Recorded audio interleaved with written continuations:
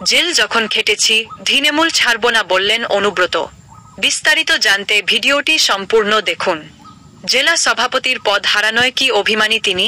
রবিবার বোলপুরে তৃণমূলের জেলা কোর কমিটির বৈঠক চলাকালীন ফোনে মমতা অনুব্রতর কথোপকথনের পর উঠছিল সেই প্রশ্ন। আর বৈঠকের পর সন্ধ্যায় সাংবাদিকদের মুখোমুখি হয়ে অনুব্রত পরিষ্কার করলেন, পদ হারালেও দল ছাড়ছেন না তিনি।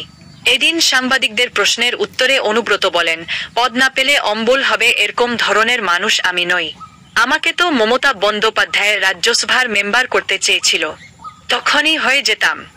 আমি হলে তো অনেক আগেই MLA MP মন্ত্রী সবই হয়ে যেতাম। পদের মায়া আমি করি না, আর পদ নিয়ে আমি চিন্তা ভাবনাও করি না। মানুষের পাশে থাকতে পারলেই আমার কাজের কাজ হবে। জেল যখন খেটেছি তখন কোনো দিনও অন্য দলে যাব না। অন্য দলে গেলে জেল খাটতে হতো না। মমতা বন্দ্যোপাধ্যায়ের সঙ্গে তার কথোপকথন নিয়ে অনুব্রত বলেন, দিদির সাথে কথা হয়েছিল। আমাকে বলেছিল তোমার আগেকার প্রোগ্রাম সব হবে, আর তুমি কোর কমিটির মিটিং ডাকো। আমি বলেছি না, আমি ডাকবো না। আশিস দা আছেন, আশিস দা ডাকবেন। বলে রাখি, শুক্রবার তৃণমূলে সাংগঠনিক রদদলের তালিকা প্রকাশ হলে দেখা যায় বীরভূম জেলায় তুলে দেওয়া হয়েছে জেলা সভাপতি পদ।